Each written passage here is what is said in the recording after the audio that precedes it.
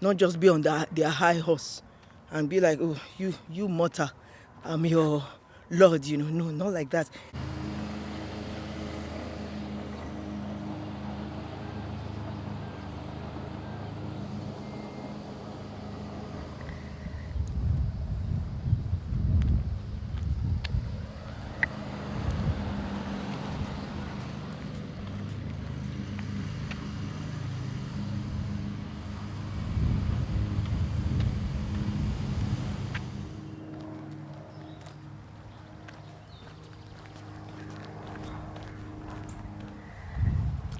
Hello, today is day 66.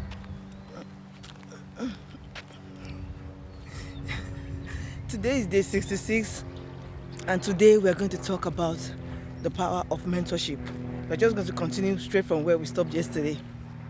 If you've not caught up with the video of yesterday, please check the description box so that you can catch up with it. So today we're talking about the power of mentorship, and the main thing we're going to be focusing on today, like we said yesterday, is the characteristics of a good mentor.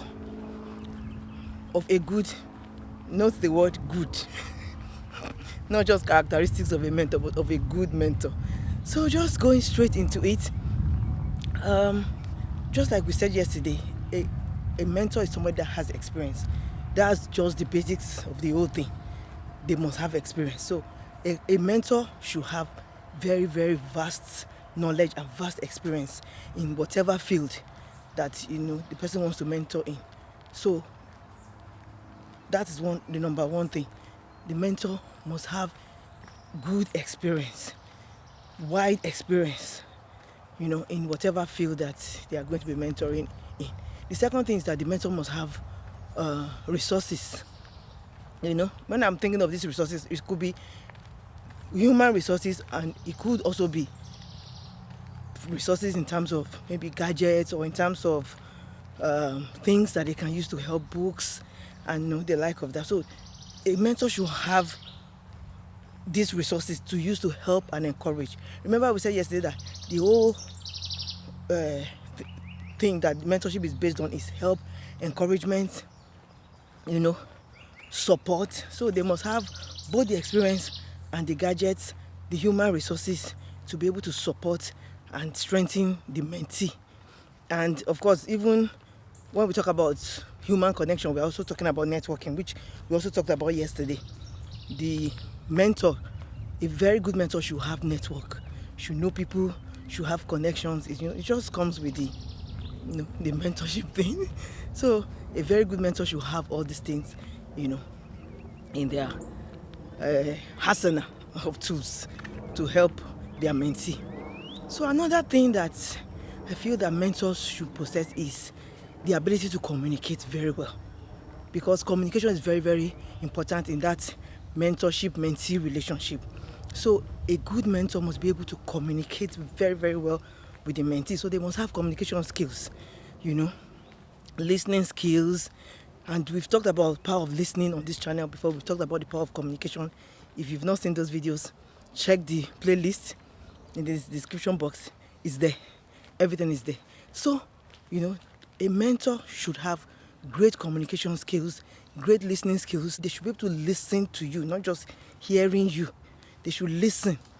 They should have good listening skills, and they should be able to give good feedback.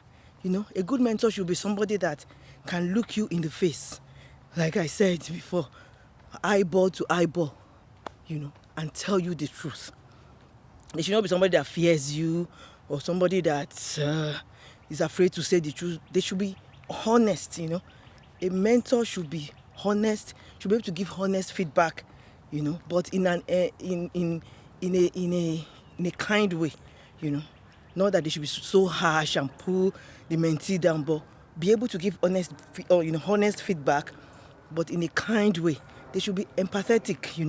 They should be able to put themselves in the shoes of the mentee, and not just be on their high horse and be like, oh, you mortal, I'm your Lord. No, not like that. They should be empathetic. They should be able to put themselves in the shoes of the mentee, so that they can support and guide the mentee, so that they can urge the mentee along towards their goals and their purpose in life, or in whatever area where they are mentoring the person. So all these are very, very good characteristics that a mentor should possess. And again, a mentor should be able to follow through, not just leave the mentee hanging along the way. They should be able to follow through. They should believe in the mentee. And I said that one yesterday, that they should be able to see beyond, where the mentee himself or herself is even seen. They should know the mentee, believe the mentee's potential, and be able to push them beyond their comfort zone, so to say. So for them to do this, they must believe in the mentee. So your mentor should believe in you. It's not somebody that will just say, you can't go more than this, you can't do more than this, or bring you down. They should be the person to be pushing you even beyond your natural limits. So they should believe in you. So if you have a mentor that does not believe in you, run. Run. They should believe in you. Your mentor should believe in you. They should be your cheerleader. They should be people that are urging you on, saying you can do it. So I believe that a mentor should believe in you. They should also be able to have your back whenever you're in trouble, be able to pick you up whenever you are discouraged. So these are all the characteristics that a mentor should possess. And the last one I'm going to say, which I think is very, very, very important, maybe the most important, is that a mentor should be accessible and available. Because if the mentor has all these characteristics, all these good and lofty characteristics, and you cannot reach them, what's the point? You can't reach them when you need them, or even if you can reach them, they don't have time for you. A mentor must have time, must create time, must be somebody that can create time for you. So at the end of the day, even though many people would like to have maybe the people at the highest echelon of their profession to be their mentors, but the point is, if you have all the top guns and everything as your mentors and they never have time for you, so what's the point? So this is a very, very important characteristic of a good mentor. The person must be accessible. And in this day and age, obviously, it could be virtual, because of course it's not as if your mentor has to live on your street or something, right? I mean, we can always communicate, but at least let them be accessible, either virtually or in person, in whatever way. They should and must be accessible to you and be available. They should create time for you as the mentee.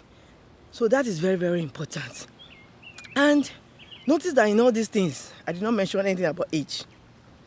Because, traditionally, mentors are supposed to be like elderly people, like people that are older than you in age and all that. But in today's context, it doesn't necessarily have to be somebody older. So far, they possess all these characteristics and they have the experience in the area or in the domain where you want them to mentor you. That's okay. It's not all about age.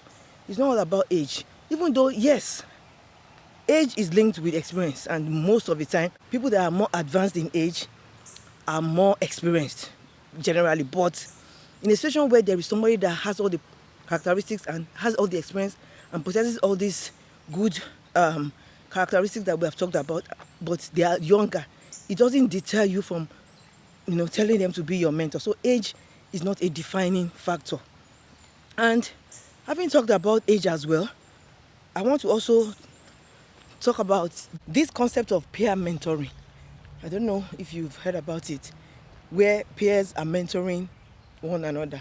So that's also a concept. These are people of the same age, probably around the same age, probably around the same social class, probably around the same level in life, mentoring each other, like maybe co-workers or classmates, or even maybe people that are having the same kind of businesses, but are around the same, maybe their companies are at the same age, are on the same level, So peer mentoring is also a thing where, people mentor each other like that.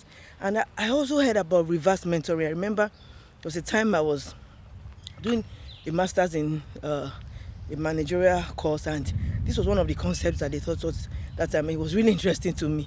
Reverse mentoring is when a junior person that's less in age and probably even less in experience generally, is mentoring somebody that is older and maybe more experienced generally, and mostly the reverse mentoring has to do with maybe the person will be now more experienced in a particular, maybe a narrow area, in a particular area, like maybe mostly technology, like a Gen Z person mentoring an older person that's not very fast technologically, maybe mostly in digital communication or things that have to do with social media or something that's trending.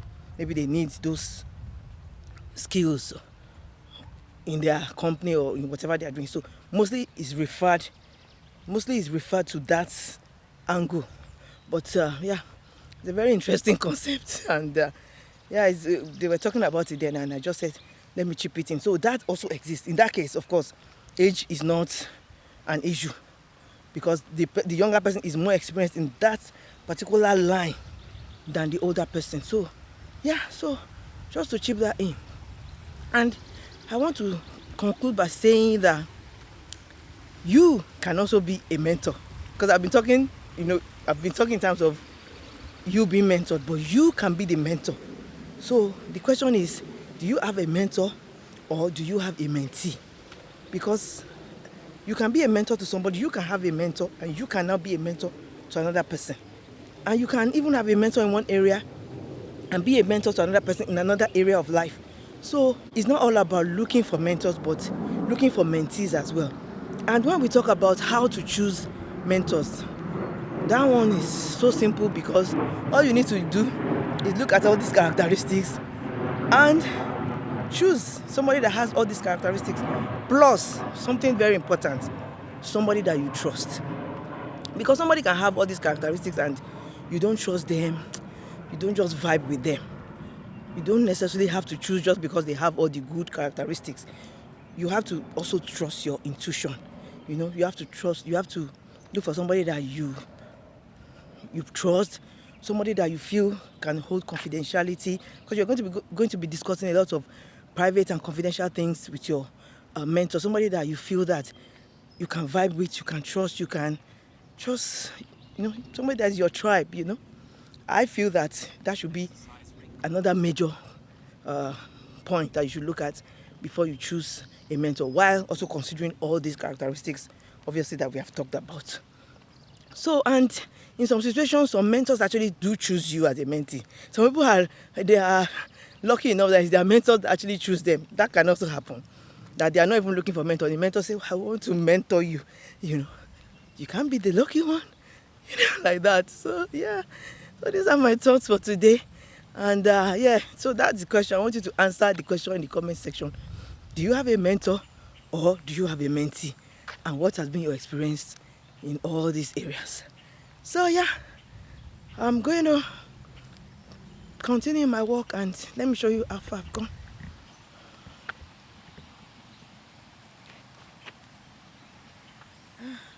The way the sun is, I don't even know whether you could see that, because I couldn't see it.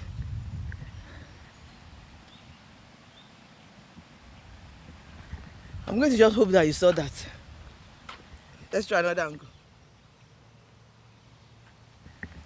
It's 28 minutes. So I'm going to see you when I'm done.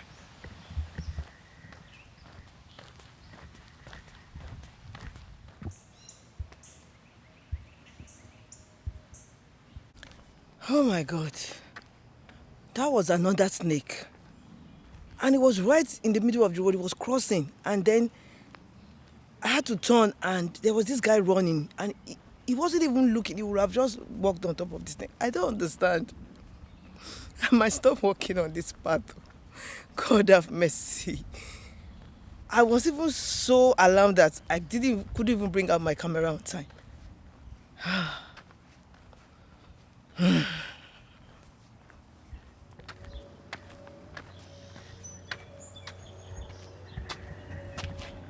I'm back.